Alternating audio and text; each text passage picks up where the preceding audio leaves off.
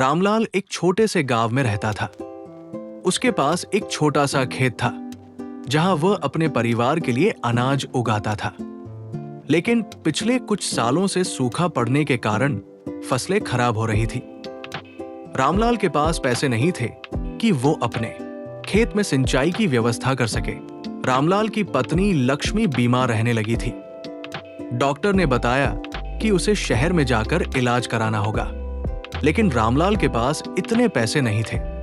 उसने अपने गांव के लोगों से उधार मांगा, लेकिन किसी ने भी उसे पैसे नहीं दिए।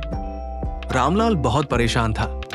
वो नहीं जानता था कि वो अपने परिवार की जरूरतें कैसे पूरी करेगा।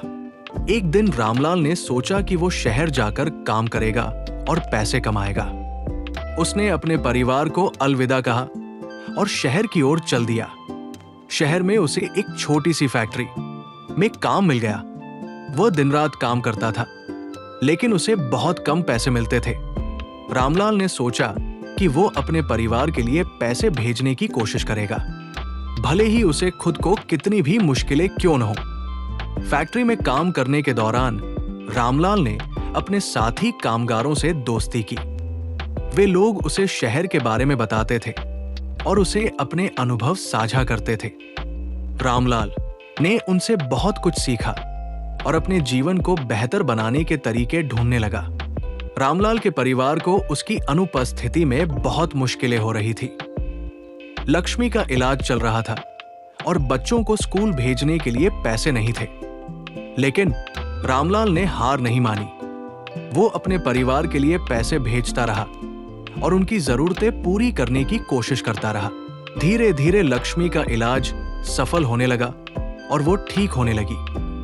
रामलाल के बच्चे भी स्कूल जाने लगे और उनकी पढ़ाई अच्छी चल रही थी। रामलाल को अपने परिवार की खुशी में ही अपनी खुशी दिखाई दे रही थी। लेकिन रामलाल की मुश्किलें अभी भी कम नहीं हुई थी। फैक्ट्री में काम करने के दौरान वो बीमार पड़ गया। डॉक्टर ने बताया कि उसे आराम करना होगा, लेकिन रामलाल के पास पैसे नहीं थे। उसने सोचा कि वो अपने परिवार को कैसे बताएगा कि वो बीमार है और काम नहीं कर सकता। एक दिन रामलाल के एक पुराने दोस्त ने उसे देखा और उसकी हालत देखकर दंग रह गया। उसने रामलाल की मदद की और उसके इलाज के लिए पैसे दिए। रामलाल का इलाज हुआ और वो धीरे धीरे ठीक होने लगा। रामलाल ने अपने दोस्त को धन्यवाद दिया और कहा कि वो उसके लिए हमेशा ऋणी रहेगा। रामलाल ने सीखा कि जीवन में संघर्ष तो आते ही हैं, लेकिन हार नहीं माननी चाहिए। उसने अपने परिवार के लिए कड़ी मेहनत की और उनकी जरूरतें पूरी की।